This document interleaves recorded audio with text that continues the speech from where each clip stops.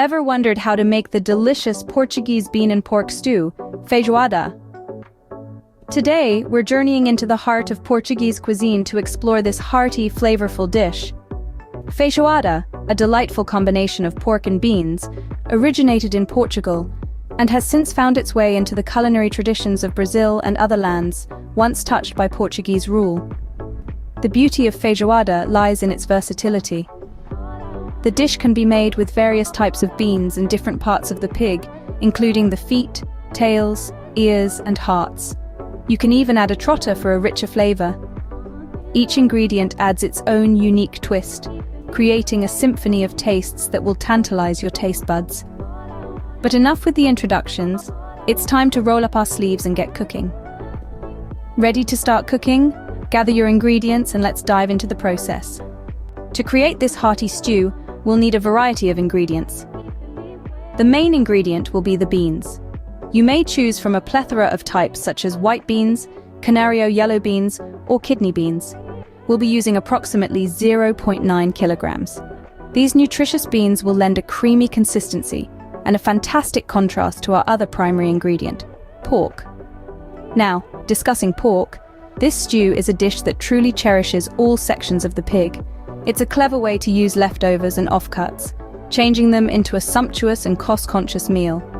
We'll be using a blend of pork shoulder, linguica sausage, or chopped heart, or shanks, all cut into sizable chunks of approximately 0.9 kilograms each. And for the adventurous among you, a pig's trotter can also be included. Our seasoning will be composed by 2 large carrots sliced into rounds, a generously sized onion, and an entire of garlic, peeled but otherwise kept intact. These will set our flavor base, providing a pleasant aromatic backdrop to beans. Next, we'll need a tablespoon of hot sauce or chili paste, a tablespoon of ground coriander seed, 3 bay leaves, half a cup of crushed tomatoes, and salt to taste to introduce a discreet herbal note to our stew. Its effect may seem minor, but it makes a significant difference. Finally, we'll require around 1.9 liters of pork broth or water. The broth or water will ensure the beans and pork cook evenly, while the salt will accentuate all those delightful flavors. To garnish our stew, we'll need black pepper and chopped parsley. With these ingredients at hand, we're prepared to start cooking our delectable. The preparation process is straightforward. Soak the beans overnight for a smooth, velvety texture. Remember, this method reduces the cooking time and ensures the beans cook uniformly. Moving on, choose various cuts of pork, each adding a unique flavor layer to our delectable feijoada. Follow this by preparing our vegetables. The chopping needs precision. Finely chop onions and garlic, dice, and to enhance the aroma, add bay leaves and balanced spices. Now that we have our ingredients all prepped and ready, we can delve into the cooking process of our feijoada. Here we go. Let's get our hands dirty with cooking our feijoada. This is the fun part. In a spacious pot or Dutch oven, we'll begin by gently browning the pork shoulder using 1 or 2 tablespoons of olive oil. Take note, we have to do this in several batches to prevent overcrowding the pot. While you're at it, warm up the oven to the temperature of 300 degrees Fahrenheit. Following that, we get to hack the trotter with a cleaver or a heavy chef's knife, exposing it in multiple areas. This is to let the collagen and fat seep into our stew. Once the pork shoulder has taken on a nice brown color, take it out for a while and toss in the onions.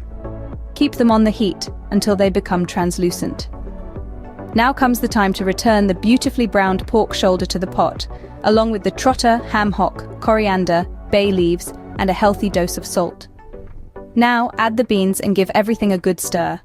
The pot should be topped up by 1 inch with either pork broth or water. We're now ready to bring the mixture a simmer, cover it, and nestle it in the oven for about an hour and a half. After hours of slow cooking within the warm embrace of the oven, our feijoada reaches its climax of flavors, ready to be served. This robust stew is a finely orchestrated symphony of flavors, where the richness of pork seamlessly blends into the earthy beans. The enchanting aroma, intensified with the sophistication of bay leaves, casts its spell. The stew's texture is a mirror reflection of indulgence, pledging to the meticulous process of slow and steady cooking. Check the beans for tenderness. If they are still rocks, Return them to the heat for another 20 minutes.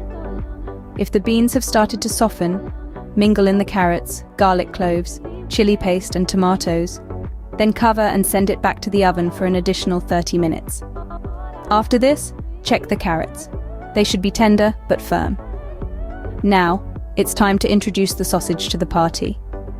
If you are using shanks and trotter, pull them out, strip off the meat and fat, chop as per your preference and return to the stew. Give it a final 10-minute oven session and let it rest atop the stove for up to 20 minutes, but immediately is also an option. Slice the sausages into discs before ladling the stew into bowls. Garnish with chopped parsley and black pepper and serve with crusty bread and a bold Portuguese wine, like Touriga Nacional.